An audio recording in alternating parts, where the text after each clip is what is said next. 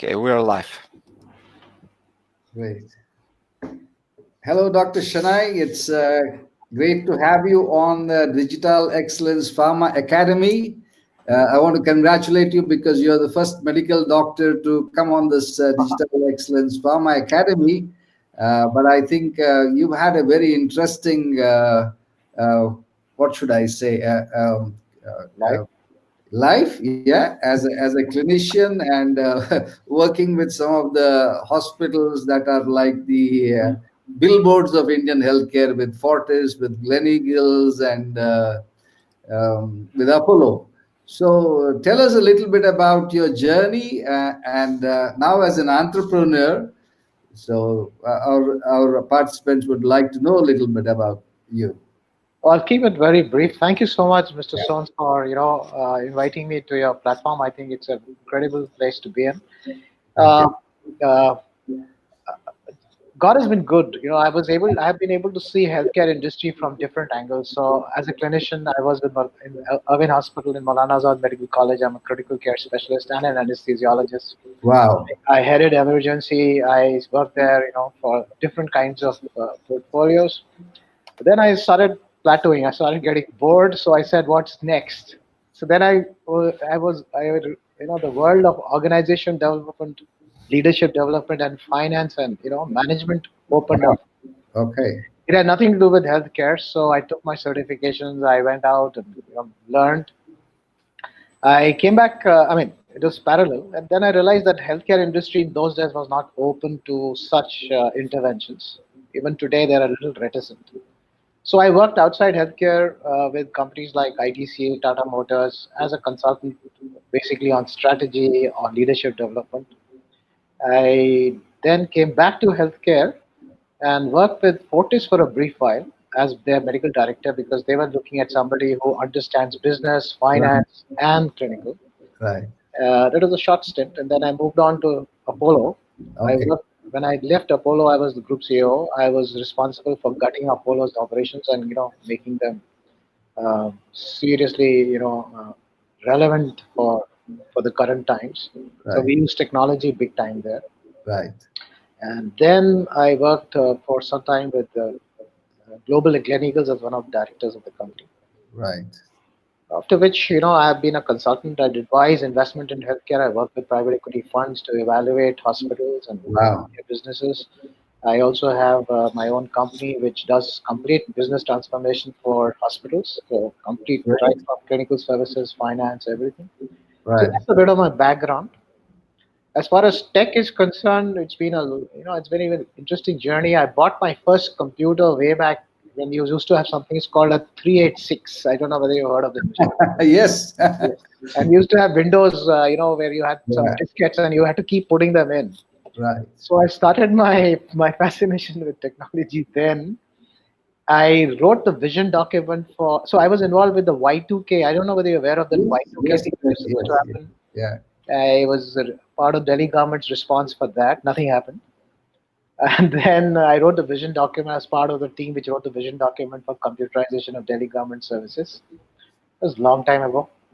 After that, it's been a journey with different management systems and all that, trying to understand, building platforms which add value to both the patient and the physician. So that's where I'm coming from. Okay. Very happy to be here. Great. I think we have selected the right person. I didn't know you were in critical care and anesthesiology before venturing out as an entrepreneur. But considering that most media channels during this COVID season had cardiologists talking about COVID, I think we should have one more session with you on COVID care sometime later. So it's great to have you, Doctor. It's a fascinating journey that you made from being a clinician to a finance and leadership development, organization development, and then to being an entrepreneur to help play a vital role in the special times, at least the COVID times. So I was really, what caught my attention a few days back was a New York Times report which said that telemedicine has grown to a couple of $1 billion business. In the last couple of months, as compared to just 60 million for the same period last year. So, any such data or information that you have on how telemedicine is shaping in India? So I think there was a study that was being used by FICI, and there were some which said that the telemedicine has leapfrogged by about 350% in the last few weeks. The usage has gone up. There were some numbers around that. So I think overall, then I was reading a report a few days ago where that was, I think, an American report where they were saying that about uh, how many older people have started accepting um telemedicine. And it's quite surprised to see that 43% of them are actually looking at not just consults but actually monitoring their health. So that is something that people don't have enough appreciation of. I was also talking to somebody in NHS in England, and I think suddenly NHS has discovered that this could be one way to reduce cost. You see, there are so many things that come with telemedicine, so many expectations. So yes, I see a great interest in telemedicine. There has been a big behavioral change. Probably it's been a fabulous looking back for just the 3 months and what's happened. You see, if I look at India, I come back from an era where there was those clunky telemedicine platforms. When I was heading Apollo, we used to have an Apollo telemedicine. Apollo has always been the forefront, and there was this satellite business. In Fortis also, the doctor had to come from the clinic, sit there. It used to be a very painful process for the doctor to see the reports and have a consult and all. Most of them refused to come. So the physician compliance was very poor. And I still remember Dr. Ganpati used to head telemedicine, used to get very frustrated. So basically, it was a tech which was clunky. And because of the clunkiness of the technology, the physician acceptance was poor. And because the acceptance was poor, the whole system went into disrepute. I remember governments using this big time, trying to use it, but physicians were not available. So one thing that has happened is that the patient acceptance has gone up. People are Okay. saying, "Wow, this is great! I can sit at home and talk to a doctor." And the follow-up piece is very, very important. I'll elaborate on that. So yes, because patients are accepting it, physicians are also saying, "Wow, this is a great place to be." So I Great. think yes, there's a great behavioral change, and I think it's going to continue to move. Yeah, so I remember telemedicine way back in the 90s. I mean, people say it's a 100-year-old technology because you are using telephone and giving any medical advice constitutes telemedicine. But I clearly remember going to this railway hospital in Baikala, Uh-huh. and there was a doctor by name Dr. R.B. Pandit. Uh-huh. Uh, I remember it so well even now because he had a beautiful quote on his wall, with the picture, with the cartoon that's saying, if two people, are agreeing all the time, then one of them is unnecessary. That's a good one. Good. But Yeah, if it's very important. I think. but if the two people are arguing all the time, then both of them are unnecessary. So I remember meeting him, and I was from pharma. Not many pharma people visited railway doctors. I just went out of curiosity, and he was also very fascinated. And he explained the whole thing about telemedicine to me. This was in the early 90s. That I think railways was a pioneer in use of telemedicine because they have all these stations and people coming and having some kind of an emergency. So he said we use it very widely both for our staff as well as for the passengers when there is a medical emergency. So telemedicine is quite a old technology, but as you said, it was clunky. And I think what was critical for India was the MCI giving the green light to use telemedicine. So can you tell us a little bit more about how the whole thing happened and what is really the MCI guideline done for telemedicine? So, I think MCI is not that they were not looking at telemedicine. What I understood from some of my some of the my friends or colleagues who are part of the MCI. So they said they've been looking at it, but COVID just accelerated the whole thing. So they had to come up and create those guidelines and publish them. Now, what they have very clearly stated is those guidelines are WIP. They are work in progress. So they will continue to iterate as feedback comes in. So that is something that I want to really tell all the doctors out there, that this is not set in stone. This is a first cut, and I think it's a pretty decent cut that they have done. They have tried to go into a lot of detail. They have tried to bring in all the nuances of telemedicine to the extent that they could. So, what they have actually said is, one, they made it very clear that telemedicine is now legal. So there was a lot of confusion regarding telemedicine. Can you actually prescribe without Yeah. seeing the patient? Yeah. And there were some court judgments which went against this. So now it's very clear that you can. That's one thing. But at the same time, so that has been very good, very good for us as a community of doctors and hospitals, that we have clarity. However, they have also made it very clear how to do it, and which is something which is, I think, needs to be reiterated again and again with my colleagues. There are four main areas, I think, that I would like to, that form the core of the MCI guidelines, which is as far as safety is concerned. So, primarily, as I always say, telemedicine is the practice. So I'll talk about that at some Right. a while. The patient's interest has to be looked after and protected. At the same time, the physician's interest is also important. So telemedicine guidelines have tried to balance both. This is Right. a very important part. Now, in this context, I would like to say that there are four things that I said which are important. One is, I think they have said that the patient must know who are they consulting with. So the doctors must be identified. They must be able to tell that, this is a doctor that I will be consulting with. Second thing is, the patient also must be identifiable. So this is one big piece that I would say the doctors should understand, that the platform, whatever they are using, has this in the system. The second thing is consent. Now, there are two parts of consent. One is an implied consent, one is an express consent.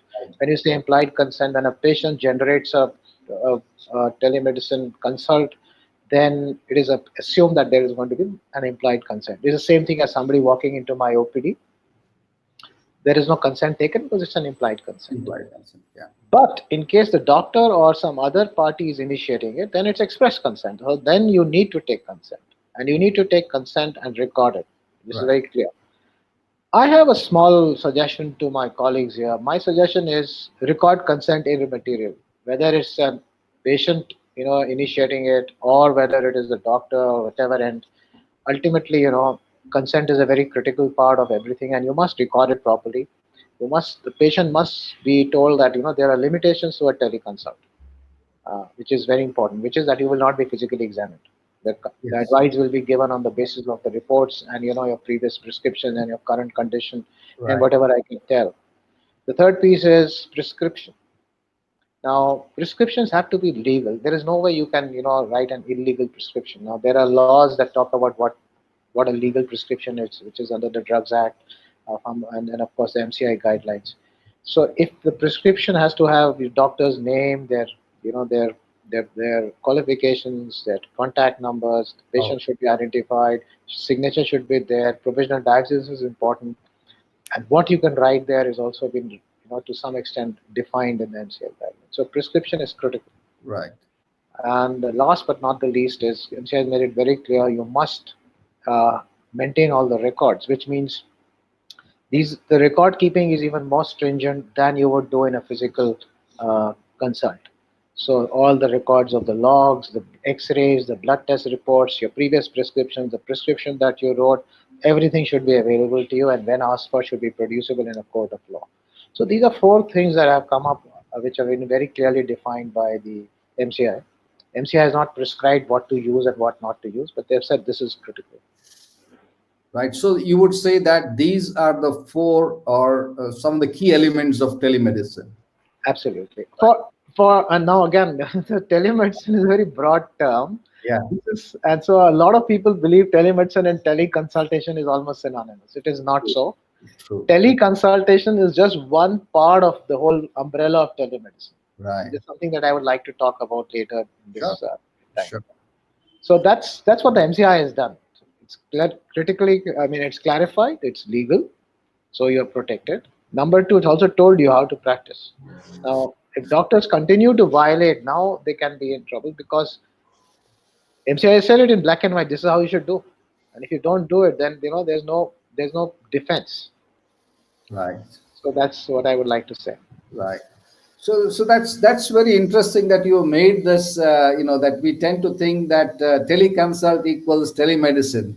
Uh, just like our friends in pharma sometimes think a couple of webinars is digital adoption. So, digital is much bigger, Yeah. and webinar is probably one of the ways channels or in which through which you can interact or engage the doctor. So that's a good distinction.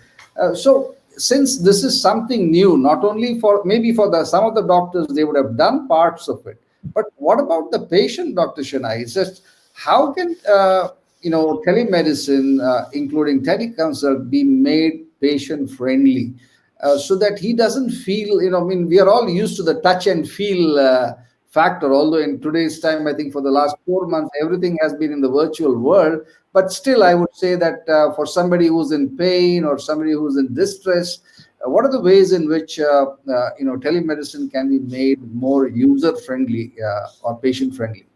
So one thing I like to say is that use cases are very important part of good telemedicine practice. If we get time, we will talk about these use cases in Sure. more detail. So when you talk about the patient, there was this whole concept that patients like, would be very, would not be very happy if the doctor doesn't touch them, doesn't take the pulse, doesn't auscultate, doesn't palpate. Those are things that every patient expects, and therefore there was this whole conversation around patient acceptance. However, thanks to COVID, I think people have just accepted it big time. Right. So I think this reluctance of doctors or the naysayers saying that no, patients need that touch, I think is to some extent mitigated. Okay. However, now we look at the use case. If I'm coming for the see, look at follow-up cases. For example, one of the biggest things that we face when we are doing chronic disease management or non-communicable disease management is patients really don't come for follow-ups. Yeah, I'm a diabetologist. I tell the patient, please come for a quarterly visit. The patient doesn't come. Suddenly, after 2 years, he'll suddenly come in and say, "Hi, doc, do you remember me?" And you're wondering, who is this guy? What is he saying? And you can't even say, "I don't remember you," because he'll get offended. The fact is, that's the reality of practice, right? Right. So why wouldn't they come? Because probably it's not about the money itself, but it's probably inconvenience. I have to go all the way there, talk to the doctor, spend half my day, take leave, whatever it is. It's not really worth it. Now I can sit there, and sometimes I used to come with my report. The doctor would look at the report, and he will say, all well, yeah, all well. Then he would simply write three alphabets, CST. Patient doing well, continues and treatment, that's it. So I spend half a day coming to the clinic or hospital. I sit in a line outside, I pay whatever money I have to pay, and all it takes is a minute. So can I get this done at home? Of Yes. course, yes. So when you look at the different use cases, now I'm having pain abdomen and I am vomiting and I have got loose motions, or I'm having pain chest. Is that the time when I would actually go on and try to log in and search for a doctor and get a consult? Right. Absolutely no. Very. You should go to the hospital. Right. So telemedicine or teleconsult is not a panacea for all your problems. Right. There are use cases, and those use cases are very well defined. Right. And I think that's where I think the focus should be. Okay. So that's a very good point that you have made to people who think that everything will be in the virtual world. That you get a heart attack and then you get a you make a teleconsult or telemedicine contact. That's not the ideal point. But I think, as you said, that for repeat, I mean, as they would say in the West, a refill of their prescriptions. And also from the monitoring perspective, I think there are parts of telemedicine that could be automated, which ensure that both the doctor and the patient get the kind of information saying that your visit is due, and to the doctor, this is time for you to check up on this patient. So there are a lot of things that can be automated, and this can be really made into, as you said, it's real medical practice, or even improve certain aspect of medical practice which is not happening today. Like compliance is definitely a major issue, both from the patient, aggravating his situation and coming in for medical care only when probably his blood sugar levels or have really shot up, or his blood pressure has really shot up, and he's not been taking medications when you go back to it. So I think so broadly I would say that telemedicine is just one more aspect of digitalization of healthcare, which really is going to improve both for the doctor and for the patient. Any comments on that, doctor? Yes, definitely. So what you have now brought in is the whole umbrella of telemedicine, right? And I would like to spend some time Sure. on answering this question of yours because this is very important. So telemedicine basically is, as I said, a serious. I've been saying this. It's a serious medical practice. It's not about WhatsApp messages and calling on the phone and all that. It's not that. Please don't, you know, compare it with all that. It is not. There is a. If you look at what is happening in the world today, is that we are facing. I mean, let's leave apart COVID-19, but the fact is that we are facing an epidemic of non-communicable diseases, Right. and non-communicable diseases don't get cured per se. Right. So the purpose of managing a non-communicable disease is different from cure. So you manage a non-communicable disease, you ensure that complications don't happen. And in case they are going to or they start to happen, you catch them early and treat them. So the patient remains healthy. Now that is what we are focusing on. Now in this whole thing, this action is not happening in the doctor's clinic or in the hospital. A lot of this action is happening in the patient's home. Right. And therefore, how do you ensure that the patient is supported in all these activities? It cannot be because physically you cannot go there. So it has to be Right. by technology. Now, what are the components that can come in? What is it that we can do for patients for NCD management apart from teleconsults? So one big area that Anup you brought in was education. Right. So patients need to be educated. So okay, before I go there, one of the biggest things that the whole world, I mean, as doctors we face is compliance, or what you know, activists say should not use the word compliance, but you should actually use the word adherence. Right. So patients do not comply or adhere to medical instructions. Right. Patients find it difficult to change their lifestyles because changing lifestyle is not easy. You know, it's very easy to say, oh, you must go for a walk for 30 minutes. You must not have, carbs, this, that, go for complex carbohydrates, don't eat sugar, blah, blah, blah. It looks very simple, but actually it doesn't happen unless my lifestyle changes, right? So you go to a dietitian, they say that, if you're going to lose weight, you should not eat anything after 8 p.m. The guy says, man, I come back home at 9 o'clock. So how does it work for me? Right. So how does telemedicine help? So it helps you to educate the patients about their disease. Now this education, people can say you can get it on the net. Well, first of all, net or internet education is not necessarily accurate. Number two, the patient doesn't know whether this applies to them or not. See, every clinician gets all kinds of calls. I mean, I even now get calls from patients, once in a while saying they read this on the net. What do they think they should do? So, second thing that people want is validation. Is this relevant for me? Right. This internet education. Right. Number three, what should I do about it? Is it actionable? So, net education, when you say education or you give them a pamphlet, is not good enough. You need to ensure that the education that they get is personalized. Right. So, I am a diabetic and I also have nephropathy. I need to be on a different kind of education than just being a pure diabetic. Or if I'm diabetic with insulin, if I'm diabetic with, let's say, cardiomyopathy. So, everybody has different ways of, different nuances of getting just education. Second part is after getting education is instructions. Now, Right. third thing that comes in is reminders. Number four, in part of this is long-term education, supporting your behavioral change. So imagine a patient's journey. I always keep telling people that, when you are talking about marketing, I kept telling doctors and patient hospitals, look, marketing is not about selling only. No, marketing is about adding value to a patient Right. on each part of this journey. So let's look at a patient. Before they come to the doctor or the hospital, let's say they're coming for surgery.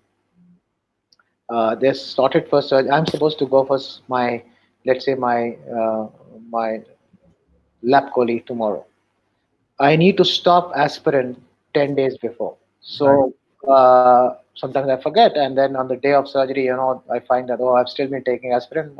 Anesthetist gets upset, surgeon gets upset, the patient is postponed, or you take a risk. So, is it possible that day minus 10, a message goes to the patient saying, stop aspirin, stop, and then, smoking, Right. or night before surgery, have a bath? People have lots of questions. You'll be surprised at the kind of questions they have. Yeah, Uh, absolutely. yeah, can I wear my glasses? Should I wear contacts? Can I wear makeup? Why should I remove, my nail polish? Okay. Um, is Some of them will come with a cup of tea in the morning saying, oh, tea is not breakfast. So I Right. came empty stomach. Right. So this education business is very critical. Right. Once they leave the hospital, for whatever reason, I mean, after surgery, after procedure, they again have a list of questions. Can I eat today? If possible, what should I eat? Can I climb a flight of stairs? Can I have a bath? How do I look after my wound? You know, so many questions. Just imagine, having a protocol which says day plus one, okay, you can now walk. Day plus two, you can, walk up you climb a flight of stairs. Day plus five, you can now take a bath. I don't know, whatever your Right. protocol is.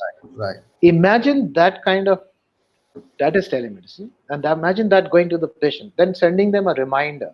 Please take your meds. Don't forget it. Then sending them a reminder saying, in case you have these problems, contact me. So, a list of complications. If, let's say, you're bleeding or you're vomiting or, you have pain or something, please call me. Right. Now, the way doctors do it is through a pamphlet. Now, nobody reads that thing. It's text. It's medically in a text. Nobody reads it. Getting it on a mobile phone, personalized to me, maybe with some visual in it, makes it so much more interesting. Right. Right. So, And so that is one part. Sorry, this yeah, is such a longish thing. And then, there's a big part of which is called monitoring. So I want to monitor the patient's health. This was about education and tracking and things like that. I want to monitor them. The monitoring could be real time by putting an ICU grade monitor at home or a device at home, or right. it could be something very simple like, taking your weight every day. Right. I'll give you an example. Heart failure. Patient having heart failure. Uh, Statistics say that at least they have 4 episodes of hospitalization in a year once they have heart failure. Now, can that be prevented? So, just tracking weight every day sensitively can actually prevent it and catch it in time. So, if you gain, let's say, 3 kgs in the last 2 days, that means there's water retention happening. Probably I'll go into an acute episode of heart failure. And therefore, if you are talking to a doctor, consult the doctor over video, say, I just gained 3 kg, or an alert comes in and in your dashboard. And the doctor says, okay, I think you might go. Please increase your Lasix to, from 40 milligrams to 60 milligrams or 80 milligrams. And, for all you know, you might just get better and not need to go to the hospital. Right.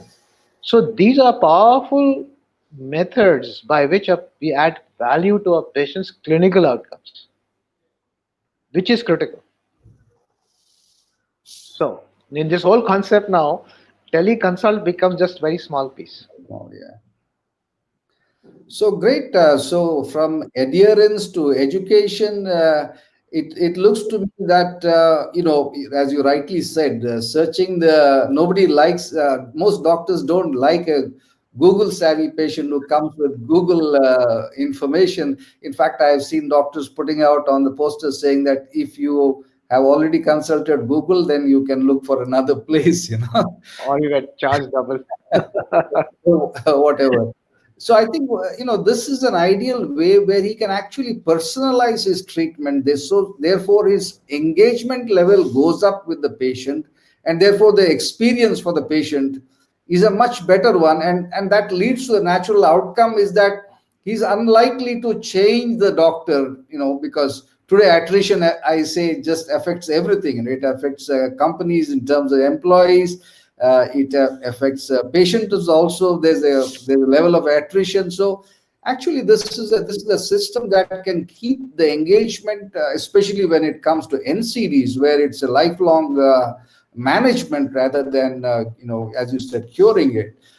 It's I think it's this technology has COVID has actually worked like a accelerator, so that this technology of adherence and education is very important, because unless the patient is educated, I think adherence, is not up to the mark, because they really don't know the consequence of non-adherence. I think, and plus the little reminders that you said, that on the surgery day, this you have to do this, and post-surgery day, maybe depending on the patient's, recovery level, he can recommend a appropriate activity that he can take. So that's really excellent points for that, doctor.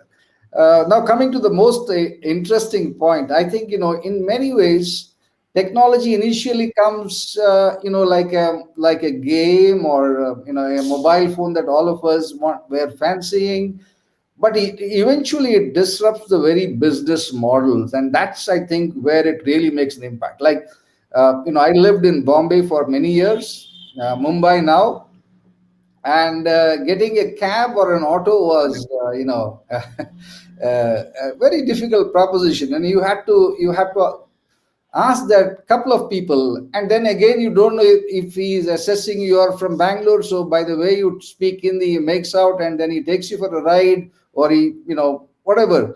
So when this technology was adapted by Uber, or Ola, it just changed the dynamic. So when I go to the airport now, that's the last worry that I have, is that will I get a cab that will take me to my destination, and I even know the rates in advance. Correct. So in terms of telemedicine, one of the key challenges that the doctor has is that I'm told that once a patient consults him for anything particular, then there are 8 follow-up calls to, uh, like you said, should I Confirm. remove my nail polish? Should I have a cup of tea? Those kind of queries, which are difficult to monetize. So, what about the monetization part, doctor? Is that how can the doctor have a confidence that this new digital, telemedicine or whatever, how can it help him, so that he doesn't have an adverse impact on his revenues or income? Interesting question you asked. Thank you so much. We have been providing telemedicine services in rural areas and everywhere else, and this whole patient engagement system that you talked about. So let me give you some examples. So one of the most powerful things that comes, when you're doing pure play marketing, is that word of mouth marketing. Nothing beats word of mouth marketing.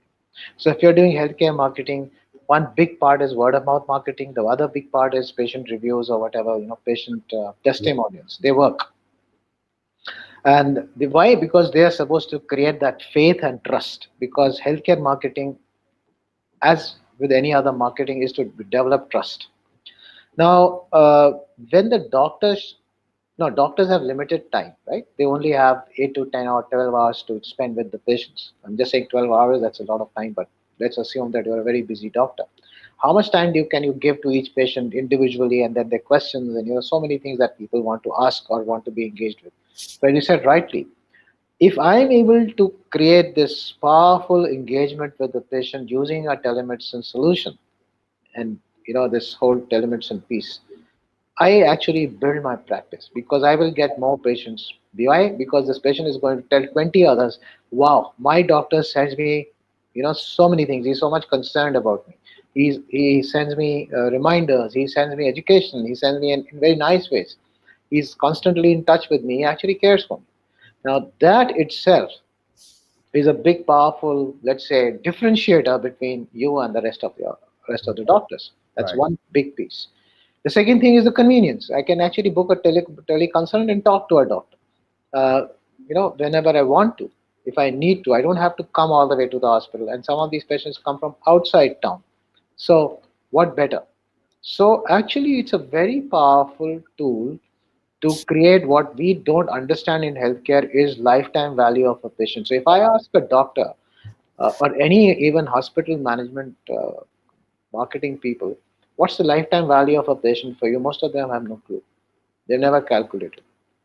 So I want to leave this behind in this conversation with your audience, saying Ladies and gentlemen, what's the lifetime value of a patient for you? Calculate it and let me know. And how do you calculate it? Believe me, it's one of the most powerful things that you will think of. The other thing that I'm talking hardcore, because you talked about marketing, Right, hardcore marketing, right? right, The right. second thing is, what's the patient acquisition cost? How many of us are tracking it in hospitals or in, as doctors or practitioners? You have no clue. And I switch this back to the pharma companies.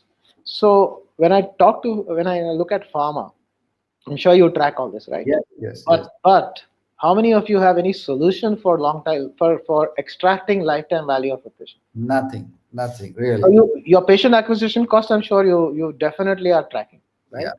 Is there any method of reducing it? What are you thinking about that? Number two, how do you ensure that you get LTV? And your LTV will come only by ensuring that the patient buys your medicine. I'm being very hardcore, a Hmm. hardcore sales guy here, right? Yeah, yeah, yeah. And so, how do you make sure that the patient buys your meds? Uh, Make sure I mean, one of the things is that, of course, affordability. The number two, accessibility Yeah, is this blood. At the end of the day, it is creating a relationship. It is adding value to the patient. Now, whether you can do it directly or whether you do it through the doctor, ultimately, if all of us understand that there is only one pair and that is the patient, and if we continue to add value to them, you will also get value back. So I think somewhere pharma also needs to understand that, if you really want to build the next level of pharma sales, telemedicine could be a very powerful tool. But telemedicine is not teleconsult. right. That's all I wanted to say on this. Maybe there could be more other questions you would like to ask. Great. No, this has been a revelation for me. I mean the way you have talked as a clinician and as a hospital administration and lifetime value. My friend Salil Kalyanpur always talks about this. That's something that pharma never does. They get one prescription and the rep is excited, everybody is excited, and but if you look at a diabetic patient or a hypertensive patient, most of them are diagnosed with this illness in their productive years, anywhere from 30 to 40. So they going by today's lifespan, they live to 70 plus years. So 30 years of a page. It's almost like a subscription model that you can have for uh, you know. Uh, we get our daily newspaper, and I don't know what happened to my newspaper guy some time back, and he was going on putting the newspaper, and I thought maybe he's giving me a free this thing because and then after 3 years he gives me a bill for 10,000. I'm in for a shock. you know It's lifetime value forever. so this is the real thing about lifetime value. So in 3 years, I think he realized what was my value to him, and then he says, okay, we'll work it out so that you just pay one third of it, but you please continue taking the newspapers and magazines from me. So I think this is something really, I'm really fascinated that a clinician had to a medical doctor had to point this out to pharma, because they generally assume that Doctors they don't. know everything. They know everything. But I have always held it that doctors are very good business people, because at the end of the day, every day I think they do a how was this day, if not actually doing a P&L, but in a rough this thing aggregation they do and say, was it a good day, or yeah, not a good day. So I forgot to tell you, for 2 years, I had gone, so 3 years, I had set up my own small rural center in a place called Narkanda 30 years ago. Okay. I sold off everything and started my own center there. And what you said just now, it reminded me of my time there. Every day in the evening, I would take out, okay, how many patients did we see? How many tests did we do? How many consultation? How much money did I make? And at that time, I had $10,000 to pay for the rental and another $5,000 for the loan EMI for the machines and all. So every day I used to say, have I made enough money? So you're Right. right. Right. But Right. another thing that you brought in about pharma, because we talked about pharma, is Right. that pharma works in silos. So I think Right. somewhere I think we need to look. So within a company, when I talk to a pharma, some of them, they say that, okay, so we have brand managers and marketing managers who are disease specific, right? So this is handling diabetes, or I don't know what you call it. There's Yeah. technical term for it. Yeah. Uh, but telemedicine transcends. So a patient of diabetes will also require diabetes, nephrology, cardiomyopathy, goes for transplant. So all of them get, so when you look at using telemedicine or leveraging it for building sales for pharma, I think you have to transcend across different verticals. Absolutely. Absolutely. Because patient is not just a cardiac patient. It's Right. something that I also struggle with doctors at times, Yes.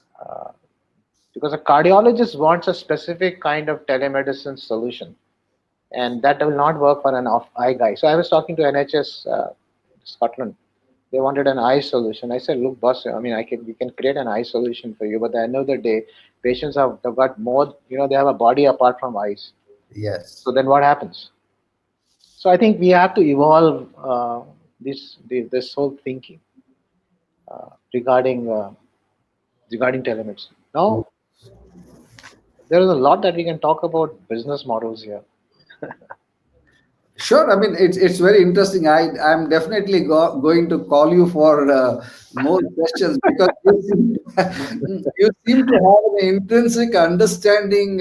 From the time you mentioned the lifetime value, and now the pharma operates in silos. You're spot on. And I think one of the key things that pharma has to undergo a change is that digital just doesn't allow you to have silos. If you're going to adapt digital and still work in silos, I think it just doesn't make any sense, because the data has to flow from the different arms that like the medical department or even the supply chain, as to what's really happening in real time. So that's the advantage of digital. So really look forward to having a few more sessions with you.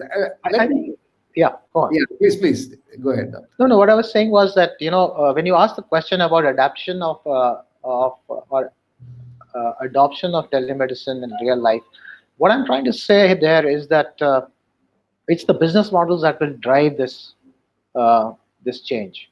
Right. And when I say business model, I'm saying that someone somewhere is paying for it, and if they are not getting enough value out of it, then they will not pay for it. Right. So let's look at what happened in COVID. So it's important, I think, for us to understand what happened in COVID.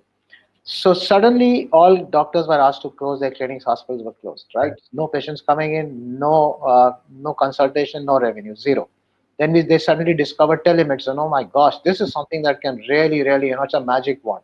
It will suddenly, change my practice completely. So there's a big mad rush for telemedicine. Pharma companies decided, oh, this is a bandwagon that we can ride and create, relationships with doctors. So left, right, and center, people were pulverized. Doctors were pulverized with telemedicine solutions. Nobody had a clue. People were making telemedicine solutions overnight with WhatsApp and things like that. No idea about legality, nothing. Then suddenly they realized, oh my, this doesn't really help because there's no new patient that is going to come. You have to market, Right. right? So they thought that if I am on telemedicine, new patients will start pouring in. Suddenly there was a dip in the enthusiasm. Okay. Now, say, and the dip in the enthusiasm is because we have not really understood that telemedicine is not teleconsult. Right. And telemedicine, as I said, if you look at the stakeholders in the healthcare, in this little environment, you have the doctor and you have the patient. That's the primary stakeholders. So, am I adding value to the doctor? How can I add value to the doctor by giving telemedicine? Is by increasing his practice, ensuring that he gets more consults, he gets more patients, his patients have better clinical outcomes, and he has a very powerful relationship with his patient. That's my value proposition for a doctor. For a patient, my main interest is accessing a doctor when I want to, which is something to do with rural health also. Maybe you can ask that question later. Number two, it should be affordable. I should reduce my cost. And number three, most importantly, I should stay healthy. So my clinical outcomes are important. That's the patient interest. Is telemedicine adding value there? Absolutely. How do you do it is a separate issue. Then there are fringe players, right? Or let's say support players, secondary players. Secondary player number one is a hospital. What's in it for the hospital? Hmm. So the hospital, one is, of course, they have their own nuances that patients should come to the hospital and not to the doctor. That's their own internal stuff. But at the end of the day, the hospital's interest is almost the same as a doctor's. That patients should feel good, they should feel they should be convenient for them, etc., etc. Then the other piece is pharma. What's in it for pharma? So pharma is looking for, as I said, lifetime value of a patient. So how do they get this out of telemedicine? So if they are able to create this whole system of education, engagement, tracking, monitoring on behalf of doctors or hospitals, or on behalf of the patients directly, and I don't know about the B2B or B2B2C or B2C, that is something that we can discuss. But the principle is we need pharma can powerfully use this model to actually add value to the patient. And of course they are doing it for specific kind of diseases, NCDs, but it's too little and too restricted in my opinion. Right. And there's another big industry which actually gains out of it, which is insurance.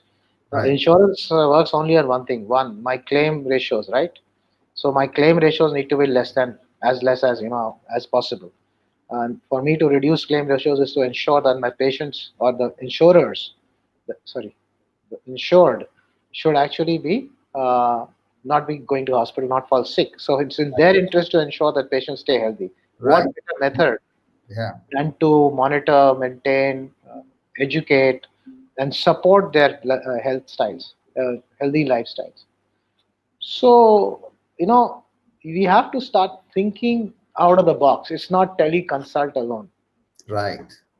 Can you think of a model where pharma says, okay, I'm going to help patients, and then, the pharma, somebody has to drive it across pharma within the company?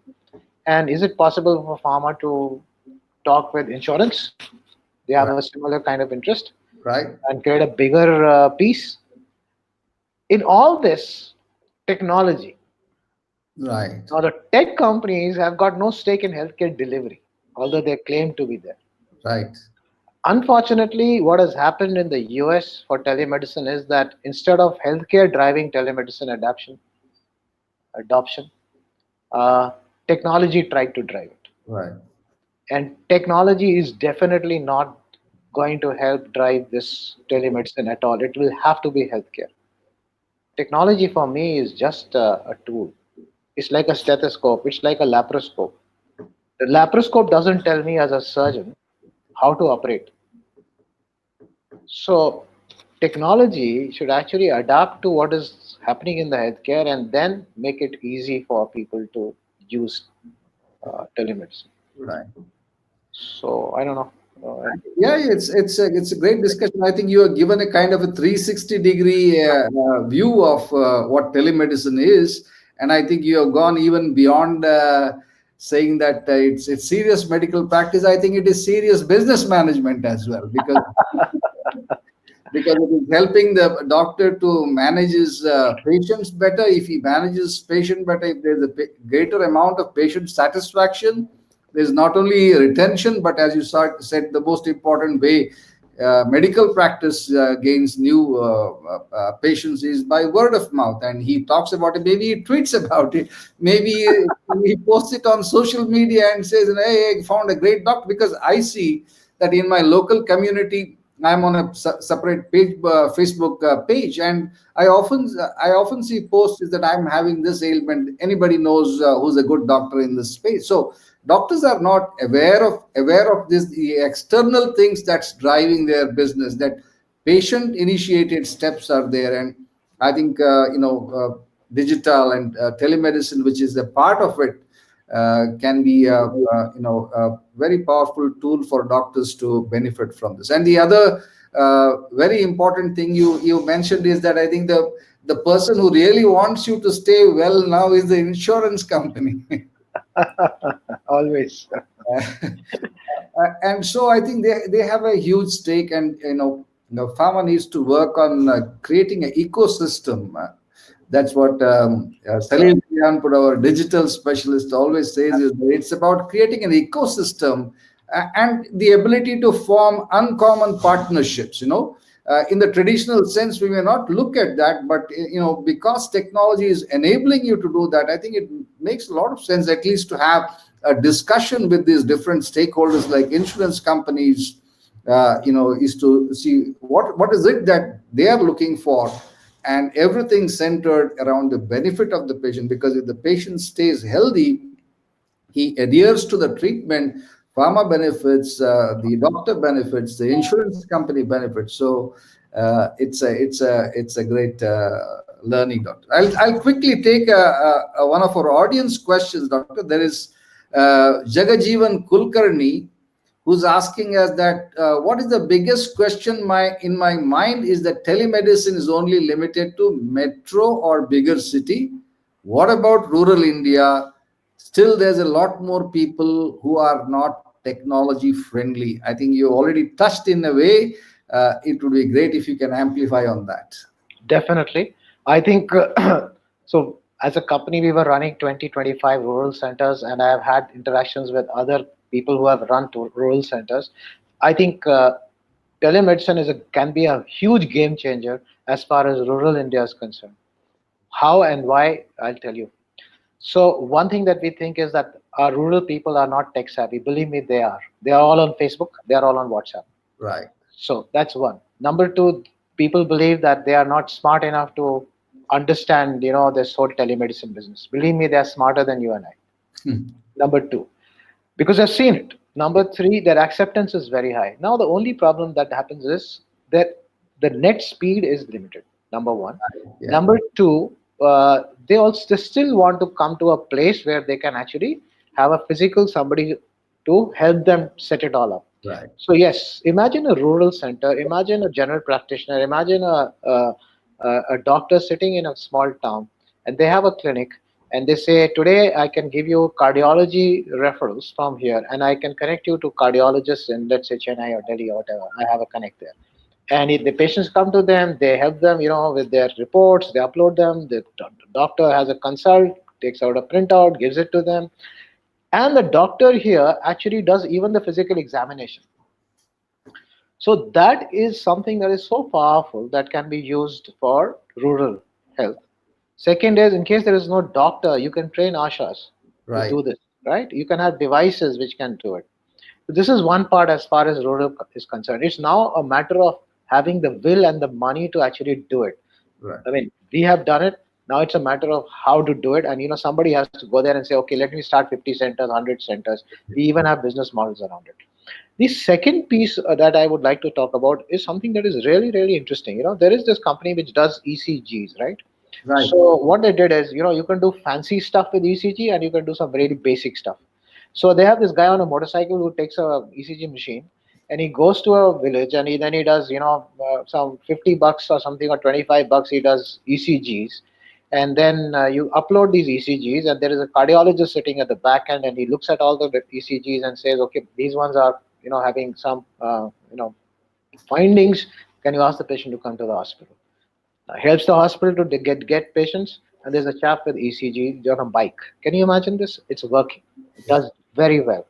You can do the same thing with so many other kinds of diseases. We had Medtronic, which was running a CSOM program, where they had this little gadget, horoscope on the mobile phone. You put it in the ear, take a photograph. The eardrum's photograph goes there. ENT surgeon says, yeah, there's a perforation, bring them over. So it's about use case, it's about imagination, it's about the will. Rural India, we can really, really transform. I hope that answers the question. I can give you lots of examples. Look Definitely. at, Yeah. look at, I was talking to somebody in the Ministry of Health, Government of India. They were saying that we have managed to bring down MMR and IMR and intermortality rate quite substantially. Now we are stuck. Why? Because we are not able to identify high risk pregnancies. Okay. So how do you identify high risk pregnancy? The clinical protocols are very clearly laid out. Now somebody has to go there, identify them so that they come, in the system. The chief medical officer can actually say, okay, I have these 10 women who have got high risk pregnancies, and then I focus my, attention on them. Is it possible? Absolutely. So so many, every specialty will have its use case. Every specialty will be able to provide value to the patient in the rural entry. The issue is about having the the imagination to think beyond teleconsult. Right. Great. We have 5 minutes to go, Dr. Shonai, and I think we can take one more quick question. Related to the earlier one about rural patients itself, and this is from Urvil Shah, and he says that not only is the telemedicine a challenge in the rural areas, but he says if you look at India, it's really the people at the bottom of the pyramid, the poor and the rural or even urban, who really are not able to access healthcare. So, has telemedicine any good news for them? Is there a way in which you can deliver low cost healthcare to these people, and not for he says profits only, but from the perspective of Sustainable. care? Yes, So, to my mind, it's very simple. If you're looking at a scalable model, only the government can do that. There's no private entity which has the financial muscle to, go across India. So, what I'm saying is, models can be created. They are already being done on the ground. People require just that, that three people. So, technology is not the issue. The issue is the model. right. So, you have the government as one partner, you have an investor coming in from outside, and number three is the persons who will actually help you to implement it. I'm not talking about tech guys. Tech and implementation probably can happen with one entity. So three entities have to get together. I've already given you enough examples of what is possible. So you create a rural center, and it has all these things that can attach to it. So but only thing that will be required is a net connection. Without net, there's no tele. Yeah, in fact, one of our participants, Sunil Chiplankar, says that it works very well in rural areas, because he's giving his own example of his father-in-law who's in a rural area, and his cardiologist is in Mangalore, and he says telemedicine has worked like a charm for him. Absolutely. Because I think the option is that it's not that whether telemedicine is viable, but the real question, especially in challenging time, is that it's an option between no medicine and telemedicine. Absolutely, absolutely. Very well said, sir. There's nothing there. So anything you give there is Is bonus. yeah, is absolutely something like a boon to the patients, and especially patients with having who are having so many concerns and worries about their loved ones, because they are not able to go to the rural areas. Everybody is stuck wherever they are. Even inside Karnataka, I think traveling is a challenge. So I think for such people, telemedicine is It, it definitely. reduces costs. So the patient has to travel. Let's say even if they've traveled 200 kilometers along with two relatives, they will come to the big town, spend one day in travel, Right, food, two people extra coming along with them, loss of wages, just for a consult and go back. So right, just imagine the cost that is reduced by this. right. So great, Dr. Shanai. It's been wonderful interacting with you. I'm certainly looking forward to another interaction. We will talk about it, and I want to tell all our participants thank you for being on the live discussions. I hope that many of your questions about telemedicine have been answered. But just day after tomorrow, that's on Friday at 5 p.m. again. There's going to be a webinar where Dr. Shunai Robinson will very clearly explain what are the dynamics of telemedicine, what are the challenges. He will even go into the legalities. What are the yeah, precautions a doctor has to take so that he doesn't end up with the. So my request to pharma friends is that ask your doctors who are your customers to avail of this opportunity. They can come on CredoWeb and register, and they can actually view Friday's webinar and gain a world of knowledge. So we have limited places, so it's not like it can accommodate everybody. So first come, first serve. So do register as early as you can, along with your customer base of doctors, and I can assure you that it will be a very fruitful half an hour session for you, for your customers as well. So thank you, Dr. Shanai, for being on this Digital Excellence Pharma Academy with us. I'm looking forward to having a couple of more sessions with you, because I think we need this kind of interaction, because pharma is not only working in silos, but other speaker the other day mentioned that we are like pharma is like a tribal society, and very incestuous, that and that doesn't lead to a very healthy situation. So great having you, doctor. Thank you once again. Thank you, sir. Thank you, the backend people, Kali. Thank you, all the audience. Thank you for taking time out to listen to us. Appreciate your support. Thank you. Bye bye. Bye.